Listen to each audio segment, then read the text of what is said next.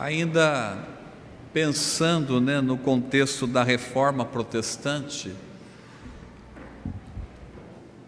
na semana passada nós completamos 500 anos e eu gostaria de fazer novamente aqui uma conexão da Reforma com o texto sagrado e a aplicação desse movimento para os nossos dias. Eu quero ler no capítulo 32 do livro de Deuteronômio, o capítulo 32 de Deuteronômio, os 4 primeiros versículos, mas também quero ler o versículo anterior ao capítulo 32, que é o versículo 30. Então, o final do capítulo 31 e o início do capítulo 32, tá?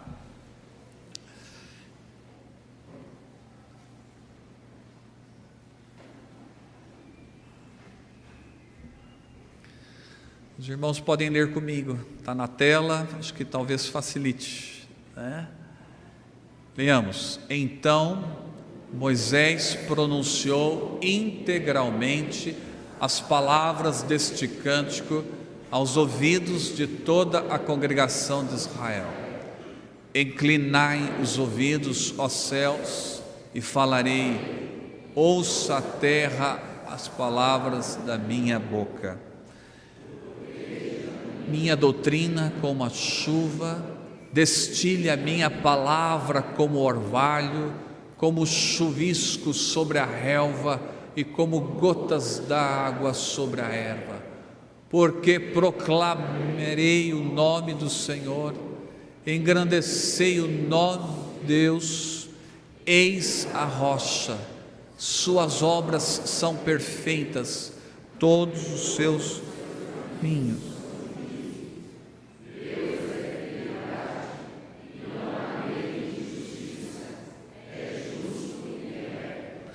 Muito bem, meus queridos irmãos, podeis assentar.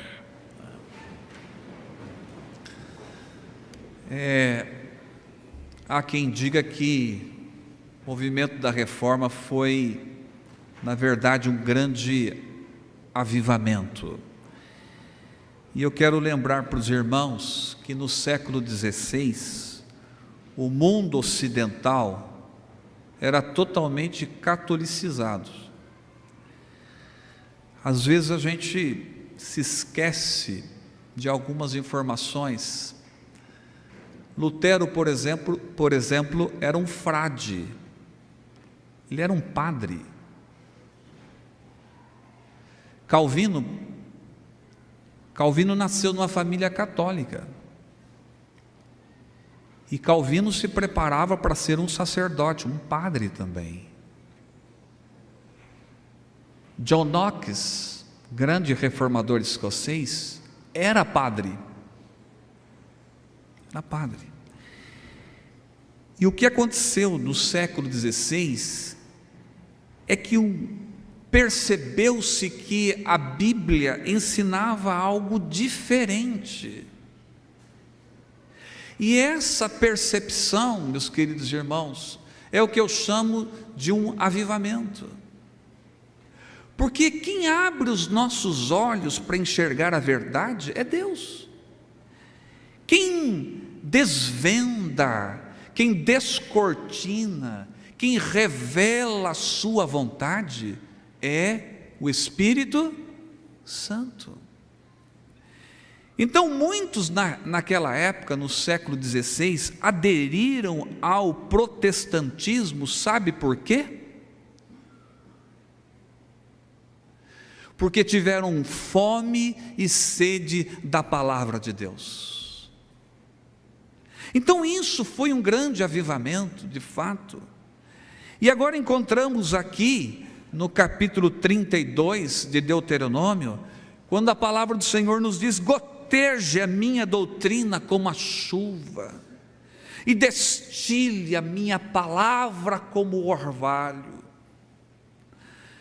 Notamos aqui, meus irmãos, que Moisés através deste cântico, ele escreveu um cântico, mostra para nós a necessidade e a importância de se beber na fonte de Deus. São metáforas, diz aqui, goteje a minha doutrina como se fosse chuva, e destile a minha palavra como se fosse orvalho. E a metáfora, ou as metáforas da chuva e do orvalho, são metáforas aplicadas à palavra de Deus. Mas talvez você não entendeu direito ainda a profundidade dessas metáforas, porque nós estamos morando aqui em São Paulo, entre aspas, confortavelmente. Mas essas palavras foram ditas enquanto eles estavam no deserto. E no final quase desses 40 anos. E quando Moisés diz, ensina um cântico ao seu povo dizendo, goteja a doutrina de Deus como chuva. E destile a palavra do Senhor como se fosse o orvalho. Isso tem uma dimensão muito grande, porque foi dito no calor do deserto daqueles 40 anos. Então são metáforas que salientam a palavra de Deus, o quanto ela é necessária e o quanto ela é satisfatória. E a melhor maneira de lembrar e preservar a palavra de Deus na tradição oral é como? Cantando. Você vai cantando, ninguém tinha bloco de anotações, olha que chique, ninguém tinha iPad, ninguém tinha celular, não tinha gravador. Como é que o povo ia aprender? Cantando a doutrina e a palavra bendita do Senhor. Eu quero então tirar algumas lições para a nossa vida, à luz da reforma, do texto bíblico e contextualizando para nós no século 21, tá? Primeira lição, meus irmãos, que eu coloco é que Deus nos fala por meio da sua palavra. Deus nos fala por meio da sua palavra. Goteje a minha doutrina como a chuva, e destile a minha palavra como orvalho. O que Deus tem para falar para nós sobre família? O que é que Deus tem para falar sobre relacionamentos? O que Deus tem para falar sobre questões de moral e ética? O que Deus tem para falar sobre vida e morte? O que Deus tem para falar sobre juízo final? O que Deus tem para falar sobre salvação? Deus nos fala pela sua palavra. Essa é a grande lição que a gente aprende dos reformadores e que tem subsídios bíblicos pautados pela palavra de Deus. É uma frase de Lutero, eu sempre repito isso, que ele diz o seguinte: o Espírito Santo não ensina nada além do que está nas Escrituras, porque a palavra de Deus nas Escrituras é também e veio a nós por intermédio do Espírito Santo. Então é isso que os reformadores ensinaram, que Deus nos fala por intermédio da sua palavra.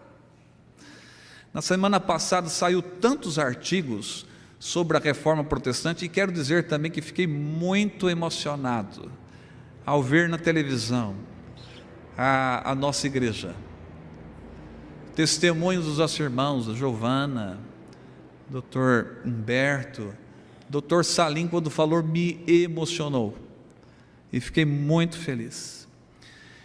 Então, a bola da vez na semana passada era a reforma protestante, e eu recebi um artigo, um link, na verdade, sobre um artigo que saiu na Universidade de Harvard, numa gazeta, escrito por uma professora da Divinity School. O artigo, eu confesso que nem achei lá grande coisa, não me encantou tanto, mas o título me chamou a atenção. E o título era Martim Lutero, um reformador falível. Falível. Um homem como você e eu. Um pecador. Justo e pecador, como ele mesmo usa, uma expressão em latim para dizer o que nós somos diante de Deus, justo e pecador. Um homem que tinha suas falhas. Haja visto o que Lutero falou sobre os judeus. Terrível. Tem um concílio da igreja luterana que pediu para desconsiderar essas palavras de Lutero. Mas a contribuição de Lutero foi importantíssima, porque ele era falível, mas ele ensinou uma palavra que é infalível. Ele era errante no sentido de ser um pecador, mas ele falou da palavra inerrante. E o que os reformadores ensinaram é o seguinte, que Deus nos fala pela sua palavra. A preocupação dos reformadores com a doutrinação da igreja foi tamanha.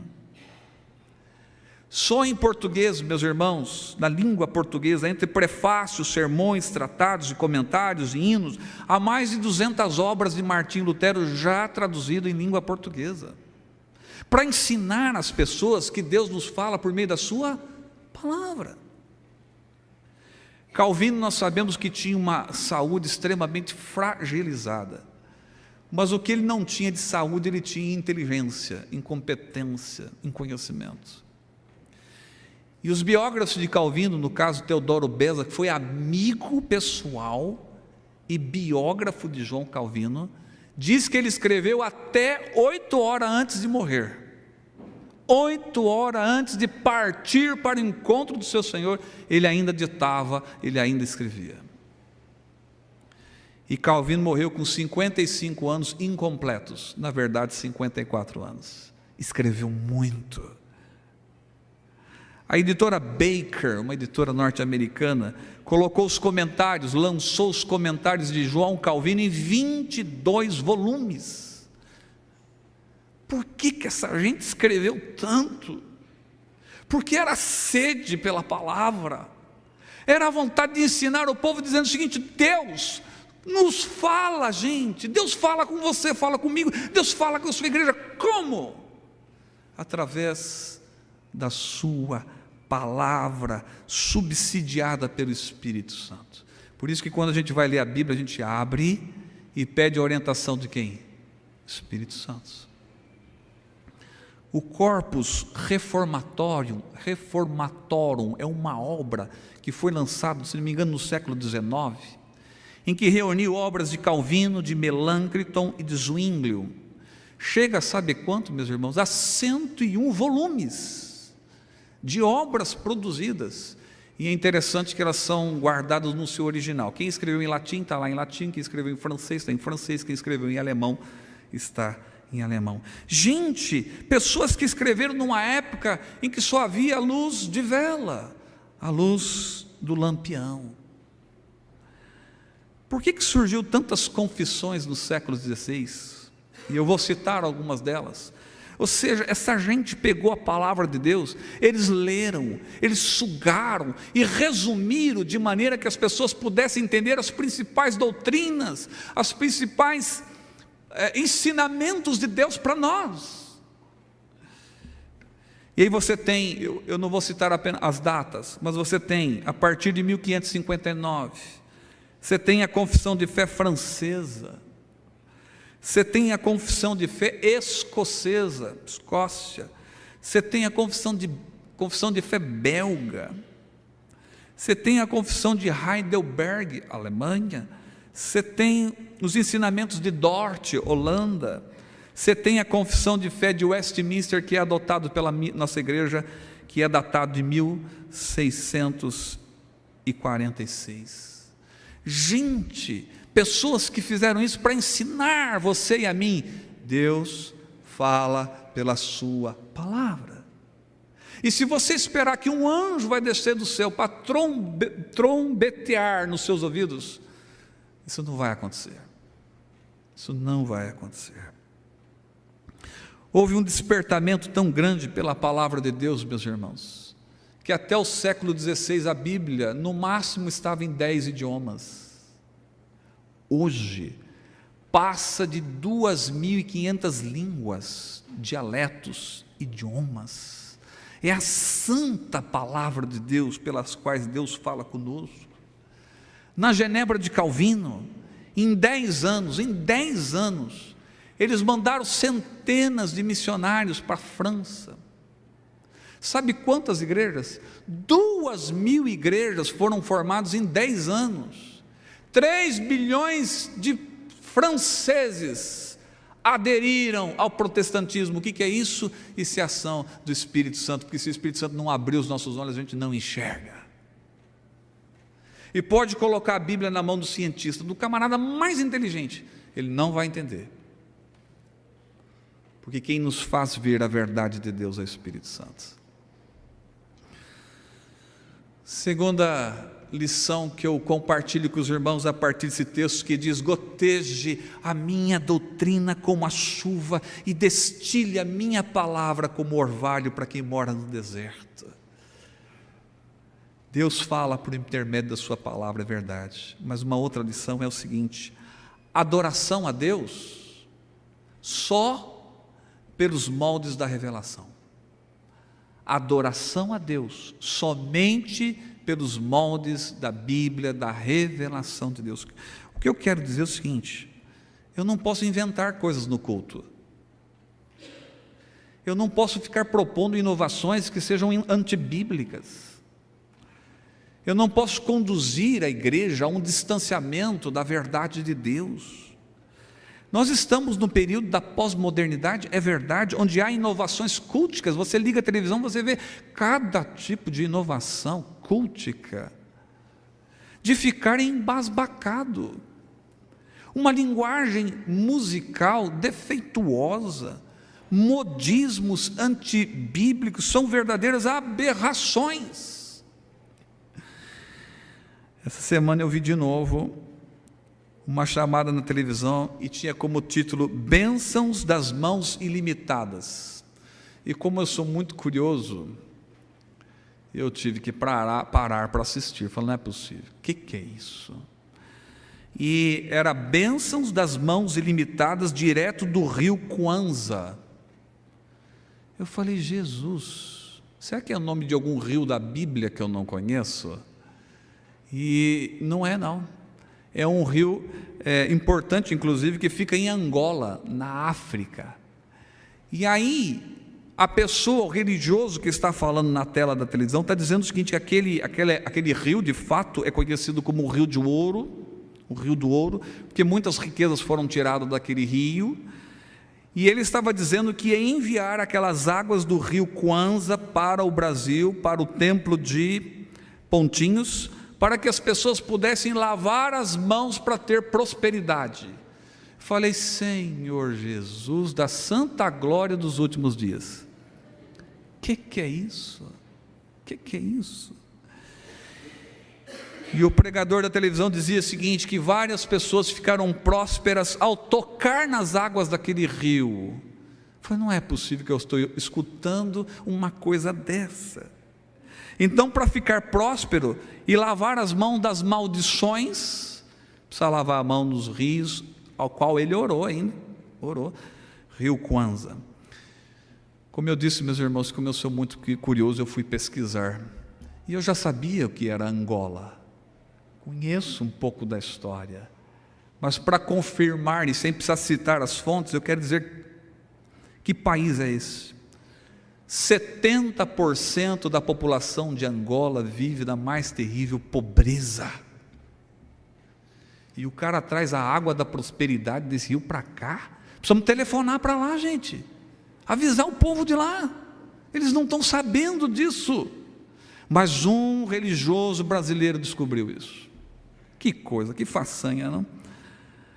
A vida em Angola e a mortalidade infantil está entre as mais altas do mundo.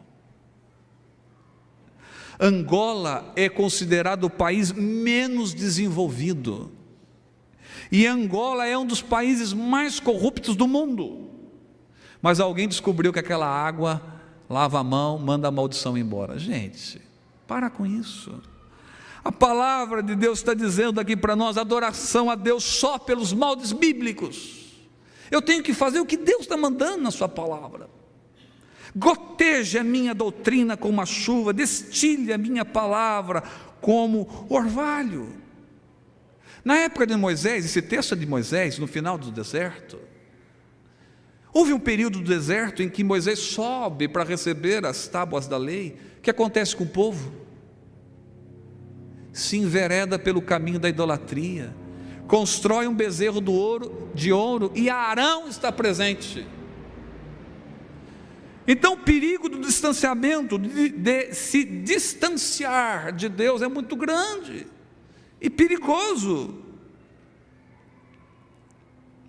Adoração a Deus só nos moldes bíblicos. No século XVI aconteceu isso. Havia uma espiritualidade idolátrica, uma igreja apinhada de intermediários, a confissão era intermediada, o ritualismo era latinizado, era extremamente sacerdotal e não comunitária. Na Eucaristia só o sacerdote toma o vinho. Então, se fosse hoje, só eu ia tomar o vinho, vocês iam ficar olhando.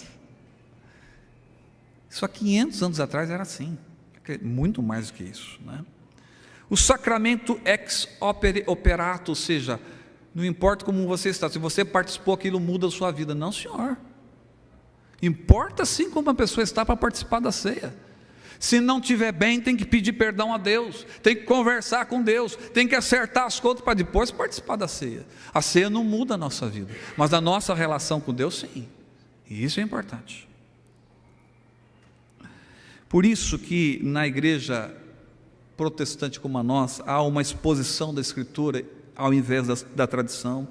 A liturgia é mais simplificada, ao invés de um ritualismo latinizado. O culto é expressamente iconoclasta, sem imagens. A adoração é comunitária, ou seja, todos devem participar, todos devem cantar, todos devem orar, todos devem participar da ceia do Senhor. E a preocupação que os reformadores fizeram foi realmente grande.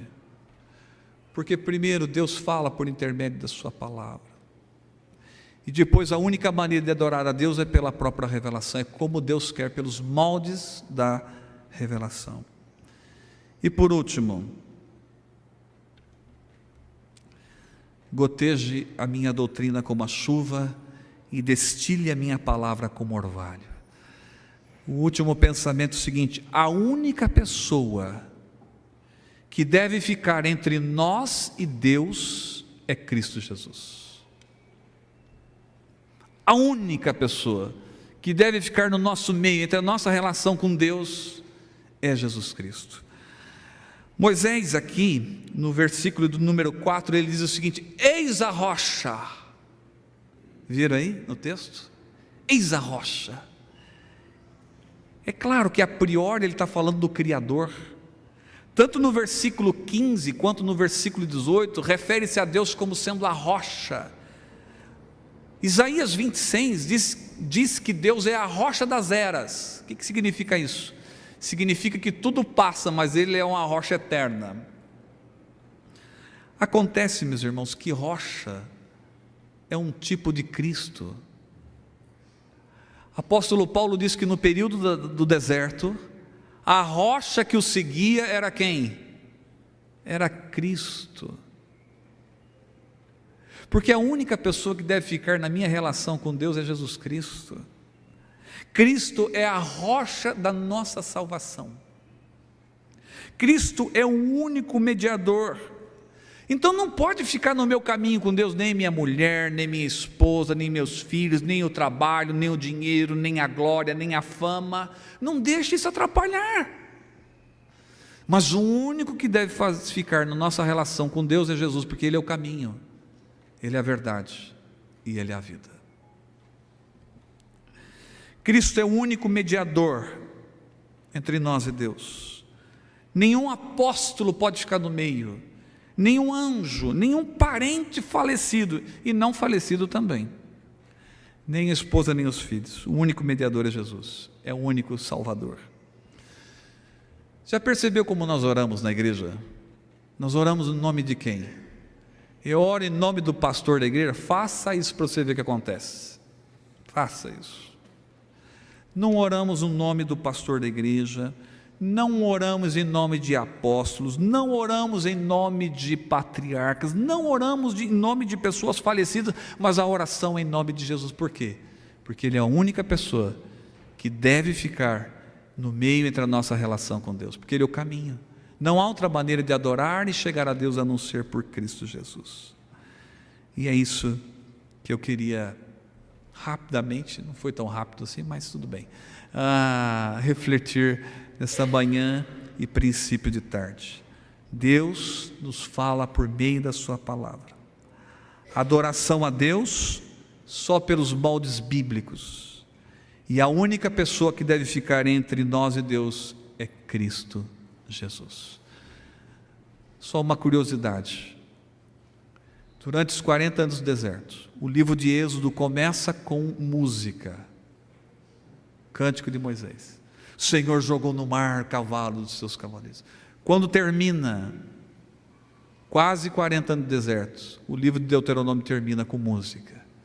Então eu quero terminar com música também, senão seria um tanto incoerente. Vamos cantar.